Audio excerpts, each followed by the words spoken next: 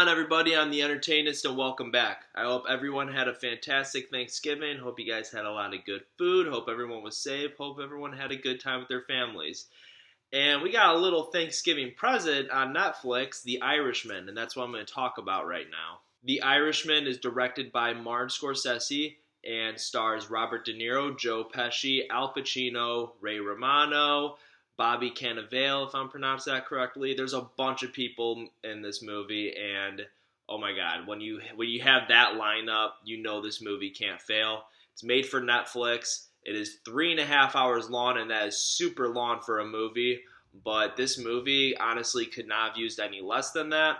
There are parts that drag a little bit in the beginning, but that's to get you sunk into these characters. So The Irishman is about Frank Sheeran, played by Robert De Niro, who gets involved with Russell Buffalino, played by Joe Pesci, his crime mafia family, and later gets involved with Jimmy Hoffa, played by Al Pacino, and his political life, and basically becomes his number two.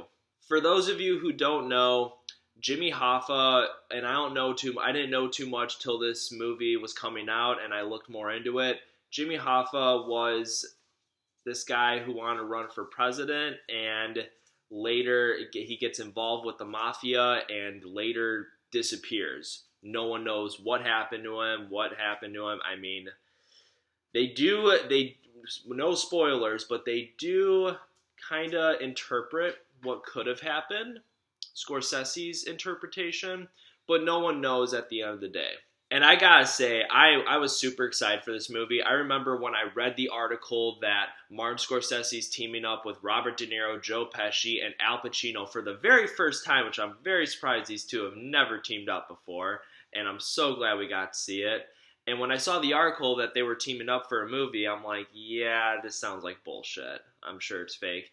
And then later I heard it was in development, and then a trailer dropped, and I'm like, okay, I can't wait.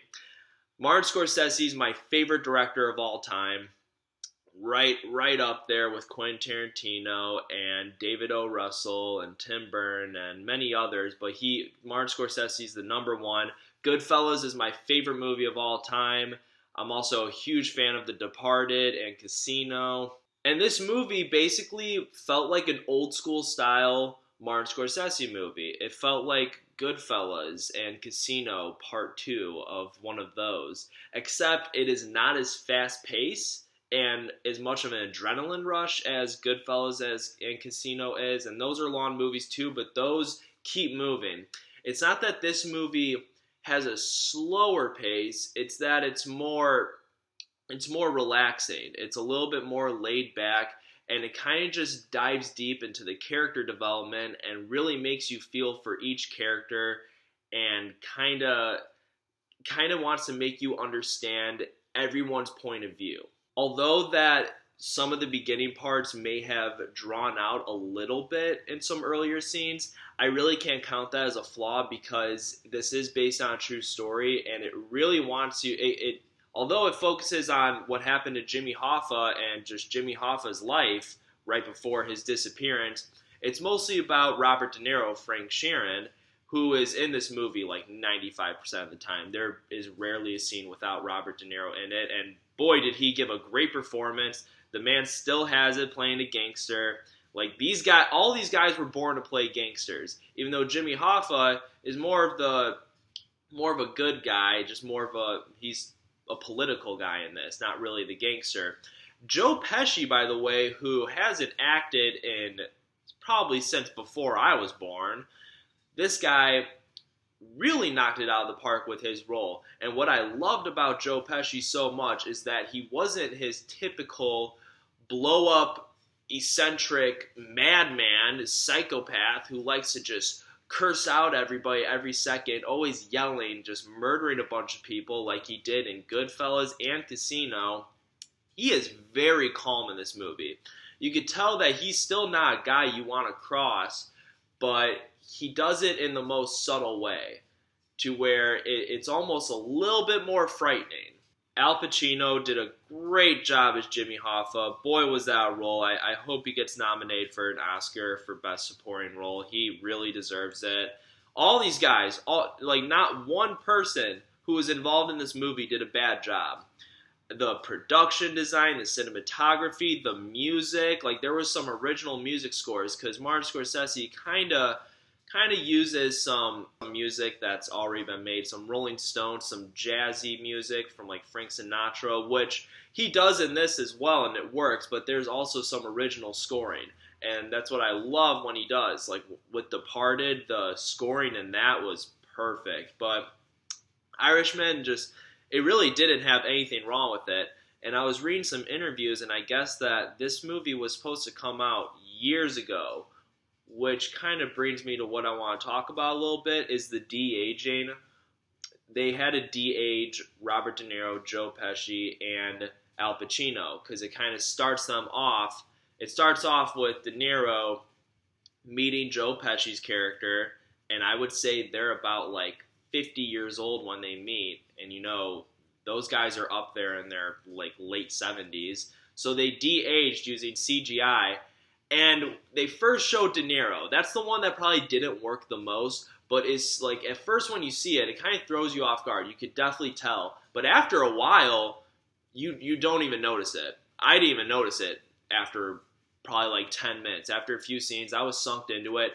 Joe Pesci and Al Pacino, I couldn't even tell those guys were de-aged. Like, you know that those guys look older in real life, but the CGI doesn't look like CGI on them. It was really well done. What I love that this movie did that I haven't seen any movie recently do is that their suspension, that just like the context of what this scene is suspension enough. There wasn't any music. There wasn't anything too dramatic about the scene. It's towards the end. It's just what the context of it is, and you kind of know where it's going, and it gave me an adrenaline rush. I thought I was gonna have like a heart attack over this. I was like, shit, dude. It keeps you on the edge of your seat. That much I'm gonna say. So Martin Scorsese made another perfect movie. I love this so much. You know, I honestly put it right up there with Goodfellas and The Departed and Casino as one of my favorite Scorsese movies. I might have to rewatch it a few times because I've seen Goodfellas a bajillion times. I don't know if it's better than that. And, you know, it's going to be commonly compared to Goodfellas because it is similar to it as far as gangster goes and the cast and the same director. But it definitely is different than it. And, you know, just get ready for a 3.5-hour movie that honestly does not feel like 3.5 hours. If you're invested in the stories and you love Scorsese and you love De Niro and Pacino and Pesci, then you're going to get sucked into this. And it honestly feels like a 2.5-hour movie rather than a 3.5-hour movie, just having fun with the ride that they give you. This is honestly my favorite movie of the year so far, and it shows that Scorsese, being in this movie industry for almost 50 years, still has it. He's still got it. I hope this isn't his last movie. I'm sure this is his last movie with these guys, and I'm glad they're doing it because they're up there now, you know. These guys are old, so they don't have time to waste. I'm glad that they had one more movie in them to do it together, especially Pacino and Scorsese teaming up for the first time. And for that, I'm going to give The Irishman 5 out of 5 stars. I didn't think anything was going to surpass Joker as my favorite movie. This definitely is. It's a perfect Scorsese movie in my eyes. I enjoyed it. I'm actually looking forward to rewatching it again. It's on Netflix. Go check it out. If you have to, I watched it in doses. I treated it like it was like a mini series. I watched like an hour of it one day, cut it off at a good point, like a little cliffhanger for me, and then I continued the rest of the movie in little other doses. It was nice to do it like that. But if you could sit through the 3.5 hours, by all means do it, because it really is a great movie. Guys, thank you so much for watching. Let me know if you've seen The Irishman and what your thoughts are on it. I'd love to see your guys' thoughts. I read all your comments. Let me know what your favorite Martin Scorsese movie is and if you think this is his last one or not. And I will see you all in the next video. Peace.